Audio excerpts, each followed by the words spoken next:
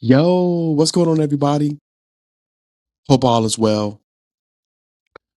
Well, y'all, it's getting super hot in Arizona. Last week it was 114 degrees or one of those days. I think Father's Day, super hot out. My pool guy came over yesterday, and I caught him cleaning the pool because comes usually when I'm at work. But yesterday I caught him as I was getting ready to go to work, and I was like, "Hey, bro, I don't know if you know, but my pool's been really hot. Last summer we went and bought these big ice blocks so we could put it in the pool to try to cool it down. And I said it only lasted a good 10 to 15 minutes, but after that it went back to being warm." He laughs, whatever, and I'm like, "Hey, man, is there something I can do to chill my pool down, cool it down?" He was like, "Unfortunately, no." He's like, "Bro, you live in Arizona. Your pool is gonna be hot because you live in Arizona." And I kind of chuckled or whatever. He did say there's like this little machine you could buy that you can hook up to the pool called like a chill zone. He said it's really expensive, and then one that shoots your bill up and all this other stuff. He was like, so really in reality, it's not worth it. He said, just keep enjoying your sauna. Enjoying your sauna jacuzzi. It's supposed to be a pool, man. But anyways, y'all. So yeah, I thought that was pretty funny. But today's episode, y'all, I want to talk about a mindset of racism because I feel like some of us struggle with always looking and living a life of trying to dissect and determine racism to prove a point. And your point might well be valid, but some of us want to prove a point that racism still exists. Or maybe to some of you that it don't exist. But I will tell you, I believe that racism still exists, but I'm a firm believer now of reverse racism. And you probably question, like, James, what does that mean? What I mean with reverse racism is that you're looking for someone to be racist towards you, and in reality, if you're looking for it, you might just be as racist as that person who you think is putting racism or showing racism towards you or to you, right? So be very careful with that, because we can think someone else it has racism for us or they're prejudiced, don't like us, and in that same token, that same vein, we're the same way because we're looking for it. We're also demonstrating racism, and maybe someone thinks we're racist, so they're going to show us their racist side, right? And so we have to be very careful with that.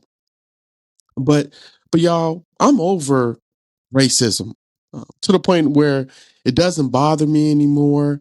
I don't overthink about it. I don't speculate about it.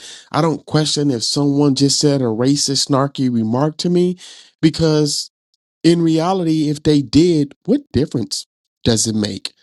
I mean, at least for me, I mean, you can't open up a can of whoop ass on everybody because you think they're racist towards you. And I wouldn't advise you, just because someone says something racist to you, that you come back with a racist remark or comment or what have you either, because again, that's my point in reverse racism, right? It's like calling the cattle black. Hey, you're racist, and because you think I'm racist, you say something to me, and now I'll say something back to you racist. Just makes it even worse than what it really is. But back to what I was saying, y'all, I'm over racism. I no longer live my life based on the fact that I can't have this job because I don't look the right way. I can't have this in life because I look like this. I will never get this because I speak this way. All those things are different identities of racism, right? And the overall picture is that you're looking at color. That's really what it comes down to. I'm not saying the way you speak is cause people to be racist against you. It's very possible, but that's really not what it comes down to. Y'all know what I mean, right? So anyways, I don't allow that to stop me from feeling like that I can't be prosperous in this world. I mean, there's a lot of people of color that are successful today. Look at Oprah Winfrey. Look at Barack Obama.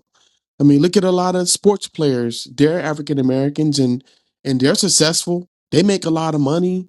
They put themselves in positions to be models afterwards, to own a podcast, a talk show, a TV show, to own multiple restaurants. So I no longer let that stop me from doing things in this world, because that's what someone think of me, because we have a mindset that takes us there Some of us, it handicaps us. It makes us not want to apply for positions because what do we say? I'm not going to get it because I look like this. They're not going to never give me a grant because they don't want to see me be prosperous because I look like this. They don't want to sell me that car because they know when I get that car, I'm going to look high and mighty and no one wants to see me drive that car. I sound funny when I say that, y'all, but these are all racist remarks that goes through our mind because some of us are still stuck living in a world of racism mentally. It's like being oppressed. Like you feel like that you don't deserve this because you look a particular way. And yeah, I'm not just talking about African Americans. I'm not just talking about Hispanics. I'm not just talking about Caucasians. I'm talking about racism across the board. It exists for everybody. So don't think that I'm only pointing this episode toward one race. It's for everybody. Because I've talked to people that's a different race from me, and they told me, hey, I felt like that there was racism when I went here. I felt like I was treated this way because I look this way. So it's not just a color thing. Everyone has a point where they struggle with a mindset of racism. Don't never get it twisted and think you're the only one that has this issue because you look a particular way. Everybody and a lot of us have struggled with this issue. And when I say everybody, I meant to say some of us because not everybody struggled with racism, right? When I was younger, I had a mentality of that. But over time, I changed that mentality to realize that, hey, people are only as racist as I think they are to me, right? You assuming someone's racist, and because you're assuming, you see one thing that make you think they're racist. So yeah, we got to get out of that. We got to change our frame of thinking, and this goes for everybody, right? This world needs to become a better place. And how does it become a better place? With all of us putting in a percentage to make it a better place. I kind of get really, really tired of hearing about racism. I turn on the news and a black kid killed a white kid. A white kid killed a black kid. They're not guilty. They're not. They're guilty. They're not guilty. They should get the death penalty. They should not get the death penalty. I mean, all this stuff happens because of racism. One small thing happens in this country, and someone adds a little bit of seasoning of racism, and then it just blows up from there. Now it's got everybody's attention. Now it's got one group picking this side and another group picking this side, right? Now everybody's in the uproar. Everybody's intense now, right? So it's just one of those things where y'all, we need to come together as a whole and fight racism together. But I get it though. I can understand how the struggle can be real for some people because some people actually physically dealt with racism, right? Like I said, it has impacted some of us, just not all of us. I know my friends, and I hear people talk about racial profiling, about how they were driving down the street and got put over by a cop, and they feel like it was racial profiling. That's never happened to me. So I can't speak and say I know what that feels like. I can't speak and say, oh yeah, it does happen.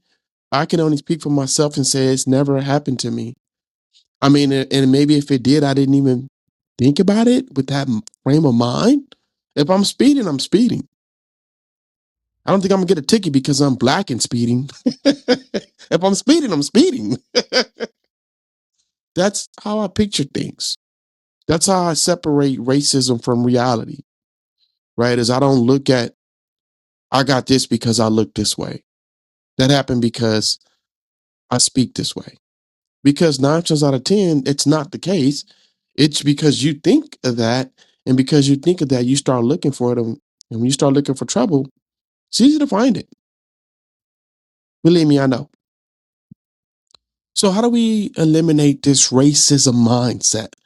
How do we get past this? How do we get over it? What are some things that we can do to help us move past the racism mindset? Number one, think positive. And y'all, I'm gonna give y'all a couple attributes to what thinking positive really means. Number one, it means show gratitude. Be thankful for the things you got in your life. right? Be happy that you got something great going in your life. Number two to that, for positivity, is to learn to love yourself. Some of us walk around with a lot of hate for people, with a lot of just angriness with people because we're angry with ourselves. We don't love ourselves. We hate what's inside of us. And so we take that, and what's inside of us will come out of us, right? And when it comes out of us, everybody sees it. So we got to love ourselves to the point to where what people think of us don't matter. Because when you start not worrying about what people think of you, you start living life a lot more positive, right? So I said positivity equals gratitude. It equals positivity. It equals you loving yourself. And then last but not least, what I say, what makes up positivity is self-control. If you can control yourself, you can pull yourself back from negative environments. You can pull yourself back from going on a binge about things that really is not really important, right? Self-control, you can control yourself when you're drinking too much. Because if you drink more, you're going to say more and do stuff you shouldn't do, right? And then last but not least, with self-control, when you have self-control, you know who you are. You know how to be your genuine great self. You know what positivity looks like for you, right?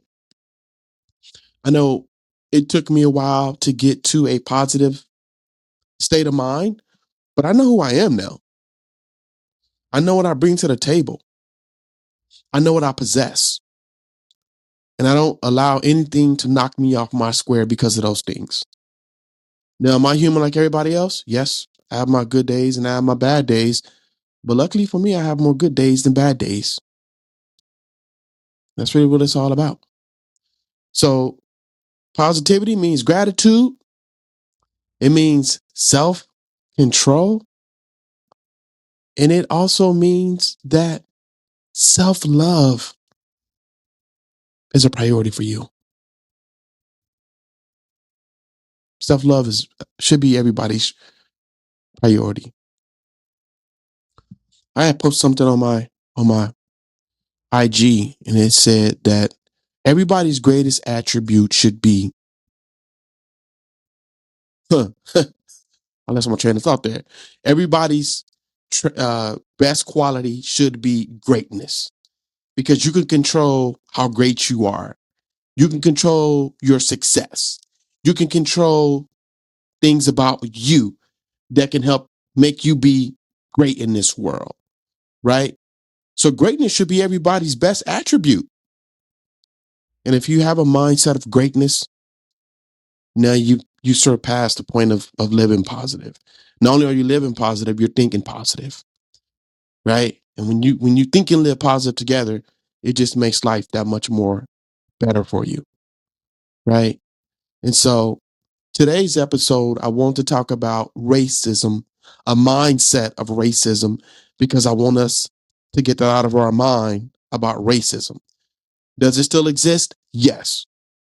So does reverse racism as well. But at the end of the day, because there's racism, it doesn't mean we got to live our lives oppressed. None of us. Thank y'all for listening. I really appreciate it. Hey, y'all, if you have not followed that podcast, make sure you do that.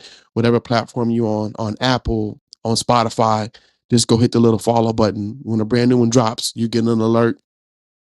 I'm not hard to find, y'all. I'm on IG all day, every day. It's James Watkins at 40 and Fit Life Coach.